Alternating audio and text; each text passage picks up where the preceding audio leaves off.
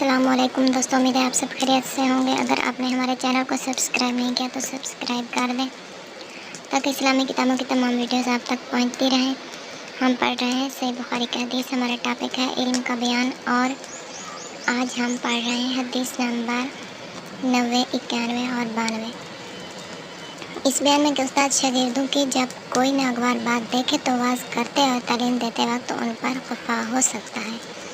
محمد بن کثیر نے بیان کیا، انہیں سفیان نے ابو خالد سے خبر دی، وہ قیس بن ابی حازم سے بیان کرتے ہیں، وہ ابو مسعود انصاری سے روایت کرتے ہیں، ایک شخص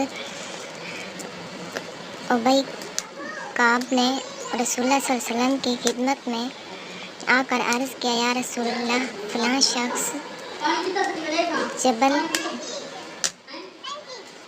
نماز پڑھاتے ہیں، اس لیے میں شریک نہیں ہو سکتا۔ میں دن بھر اونٹ چرانے کی وجہ سے رات کو تھک کر چکنا چور ہو جاتا ہوں اور طویل قرات سننے کی طاقت نہیں رکھتا۔ راوی کہتے ہیں کہ اس دن سے زیادہ میں نے کبھی رسول اللہ صلی اللہ علیہ وسلم کو وعظ کے دوران اتنا غضبناک نہیں دیکھا۔ آپ صلی اللہ علیہ وسلم نے فرمایا، اے لوگوں، شدت اختیار کر کے لوگوں کو دین سے نفرت دلانے لگے ہو۔ جو شخص لوگوں کو نماز پڑھائے تو وہ ہلکی پڑھائے، کیونکہ ان میں بیمار، کمزور اور حاجت والے ہر قسم کے لوگ ہوتے ہیں۔ حدیث نمبر 91۔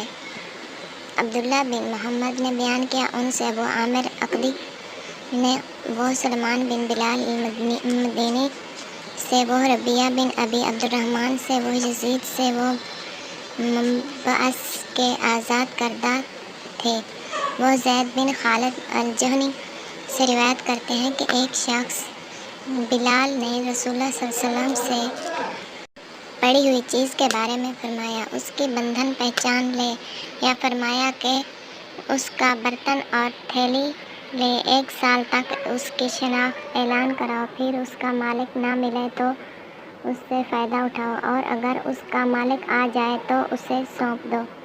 اس نے پوچھا کہ اچھا، گم شدہ اونٹ کے بارے میں کیا حکم ہے؟ آپ صلی اللہ علیہ وسلم کو اس قدر غصہ آ گیا کہ رخسار مبارک سرخ ہو گئے، یا راوی نے یہ کہا کہ آپ کا چہرہ سرخ ہو گیا۔ یہ سن کر کہ آپ صلی اللہ علیہ وسلم نے فرمایا، تجھے اونٹ سے کیا واسطہ ہے؟ اس کے ساتھ خود اس کی مشک ہے اور اس کے سم ہے، وہ خود پانی پر پہنچے گا اور خود پی لے گا اور خود درخت پر چڑھے گا، لہٰذا اسے چھوڑ دو یہاں تک کہ اس کا مالک مل جائے۔ اس نے کہا کہ اچھا، گم شدہ بکری کے بارے میں کیا ارشاد ہے؟ آپ صلی اللہ علیہ وسلم نے فرمایا، وہ تیری ہے یا تیرے بھائی کی، ورنہ بھیڑیے کی غذا۔